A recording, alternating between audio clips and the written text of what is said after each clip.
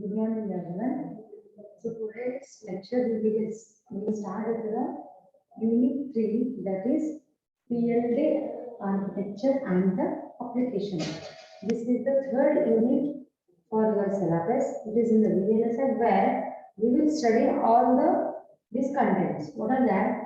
Design flow, CPLD architecture. See, in the VLSI, you are having two important architectures that we will study in this unit. What are those means? CPLD and the FPGA. These two are very important in the VLSI subject. Okay. Very last year integration regarding this I have explained and we have studied in the unit first and second. So in this one, so you will study the FPGA and CPLD architecture. For this, you are having what? Simulation synthesis tools for both FPGA and the CPLD. And here you will study the specifications, features, applications, everything about the CPLD and the FPGA architecture you will study in this unit 3. And regarding this FPGA and CPLD, you are having your practicals. Okay. So completely about 4 to 5 experiments are which are there for you is FPGA and CPLD architecture. Okay. So we are having some motherboard there. We are having two daughters, that is FPGA architecture and CPLD, that you will study when you go for the practicals. Okay. And it is very important. If you know CPLD and FPGA architecture, it means you know the VLSI subject. It is like that. So listen carefully, then you will understand my lecture.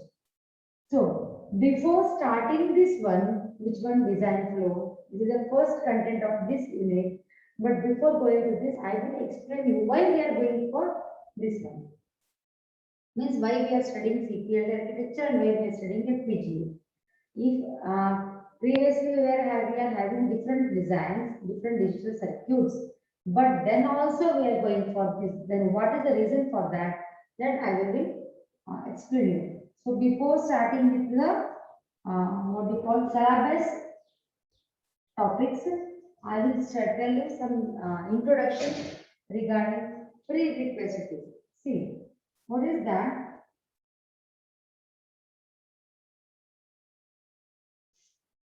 So there are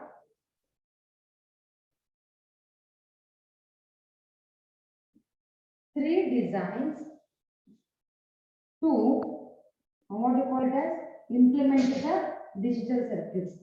To implement the see, if you going to study this subject, this VLSI subject, you should know particularly digital electronic subject which you have studied in your second year. If you know the digital electronic subject, it is the basic for this subject. If you don't know digital electronics, then you can't do, because what we are doing here? VLSI. What is VLSI? We are integrating many circuits in a single chip. Okay. So for that, what you need? Circuits. Circuit means which one? Digital circuits. So if you know digital electronic subject, then only you will understand this subject. So for this, the basic subject is the digital electronics. Okay. So we are having different types of designs, different types of technologies for designing the digital circuits. Okay, they are having different designs. What are they? Is discrete,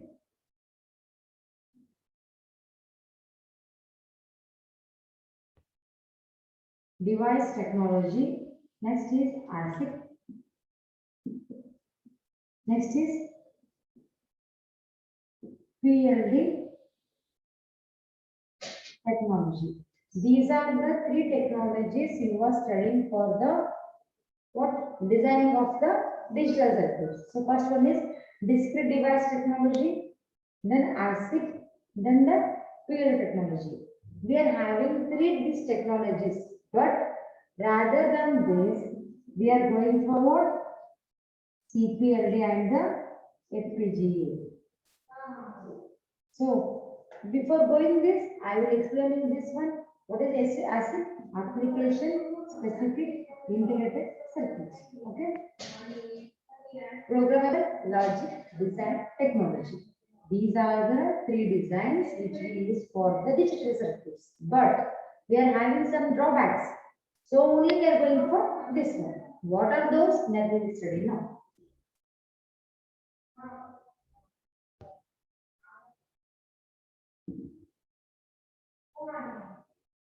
First we go forward. Discrete device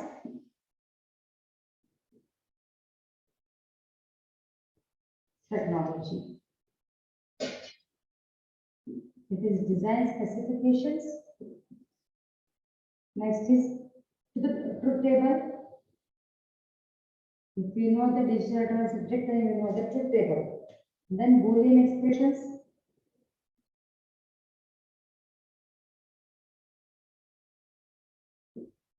Next is implementation on the board.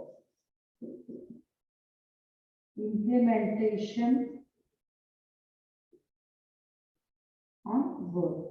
So this is the discrete device technology, where we are having design specification. Instead of design specification, according to specification, we are creating a truth table. You know what is truth table? How it will be? It is having what inputs and the output. You know about this one. If it is AND, then 0, 0, 1, 1, 0, 1, 0, 1.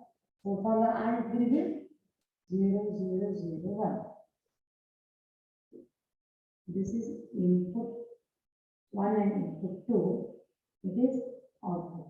So this is a truth table. If you know truth table, then you can write the Boolean expression. Then we can implement on the board. This is called what? Discrete device technology. What are the advantage of this one is? It is low cost. This one is low cost and it is faster and easy to test. Okay, these are the advantage of discrete device technology. It is easy, fast, and low cost. Fast, easy, and low cost. Advantages of this one. What is the disadvantage?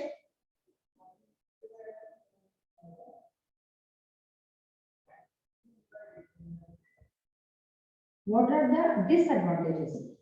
If there are many disadvantages, then only we are going for the next thing. What is the disadvantage? Is that it requires more board, but it needs what? Larger board. This is the first disadvantage, and it needs more power. Are you understanding? It needs what? Larger board. First disadvantage, it needs larger power equipment. Disadvantage. Second disadvantage, and this truth table and this design is there now. We can copy easily. This is the third disadvantage. And what is the fourth is that if you want to add some additional features, then it needs different. It is additional features is required. You can't go any additional features. You can't add here only. So these are the disadvantage of a discrete device technology. So we are going for what next? ASIC. Are you understanding this? This is the discrete device technology. There are advantages and disadvantages. Because of disadvantages, we are going for the next thing. What is this? Is next is ASIC.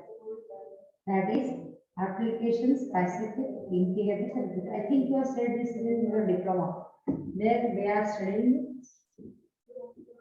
Next is ASIC. It is application specific integrated circuit.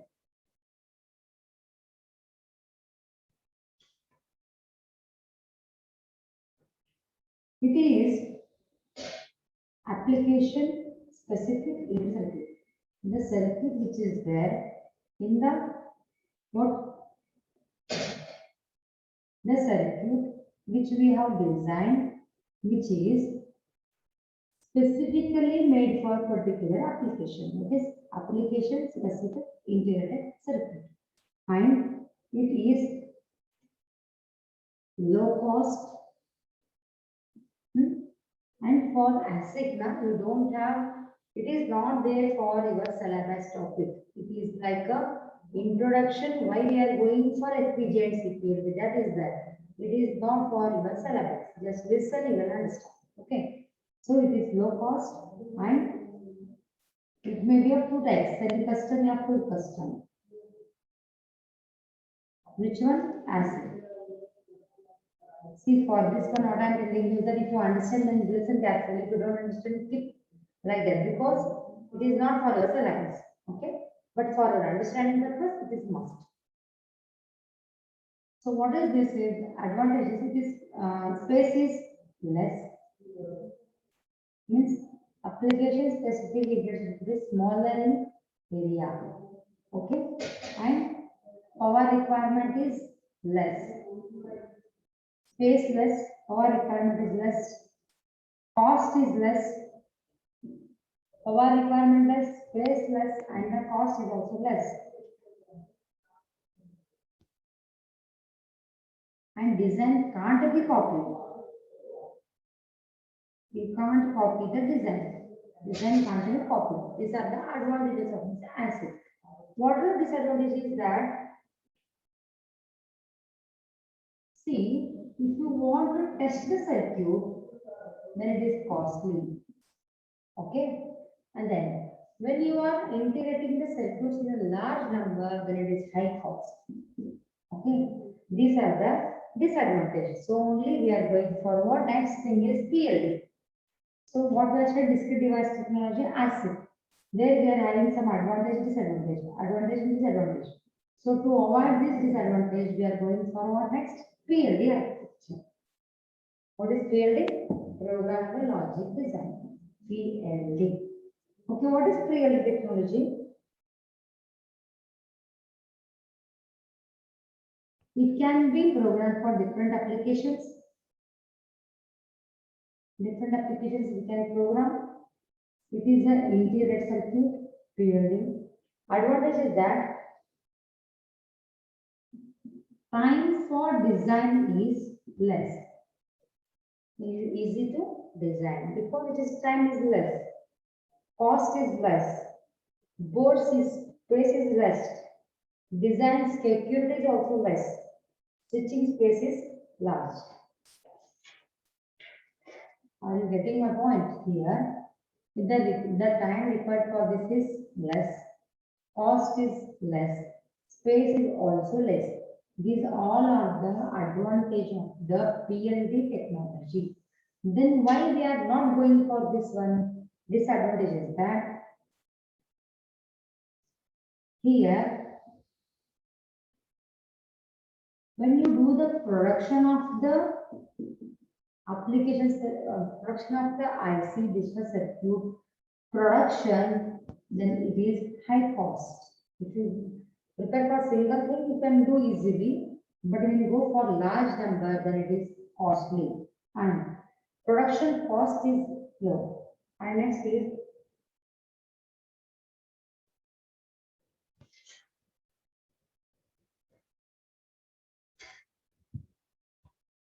so, are you getting a point? Here, whatever we are studying is that PLD architecture.